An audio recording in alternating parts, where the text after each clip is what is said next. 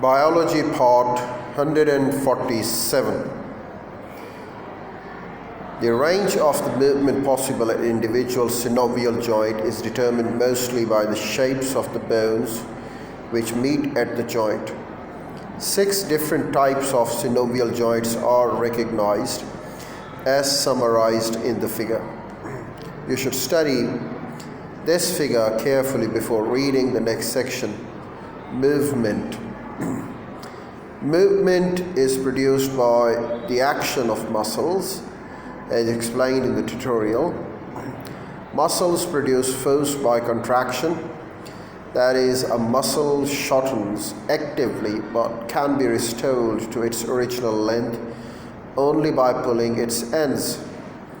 It follows that movement at any joint requires 2 or more muscles. Frequently, these are arranged in pairs called antagonistic pairs, which act in opposite direction.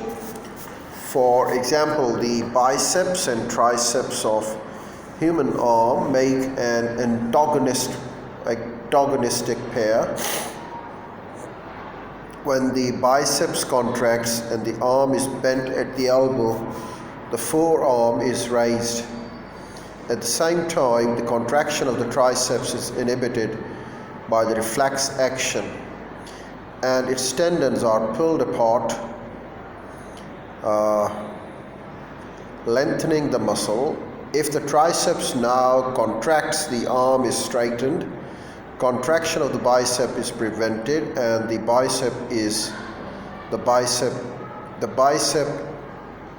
now contracts, the arm is straightened. Contraction of bicep is prevented,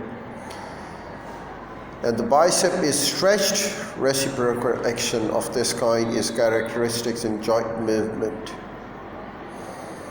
The elbow is a hinge joint which permits the movement in one plane, and so that a single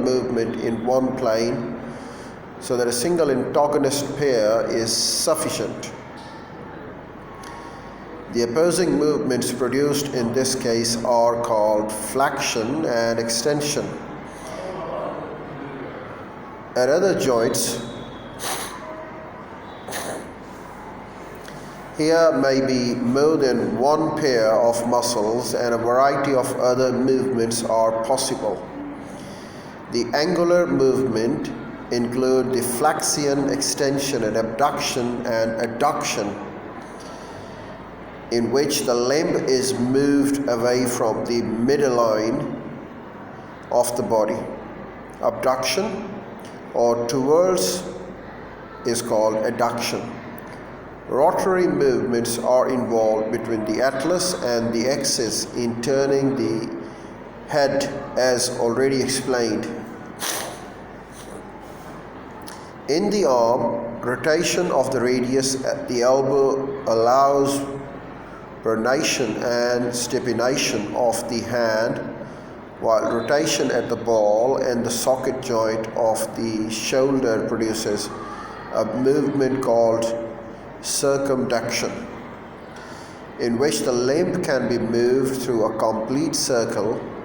All these movements combine to make the arm extremely mobile. The joints and the muscles of the legs produce a more restricted range of the movement, which are compatible with the role of the legs in walking and support. The knee joint, for example, has additional ligaments to prevent lateral movement and has a locking mechanism which helps to hold the knee carefully, fully extended during the standing without undue muscular effort.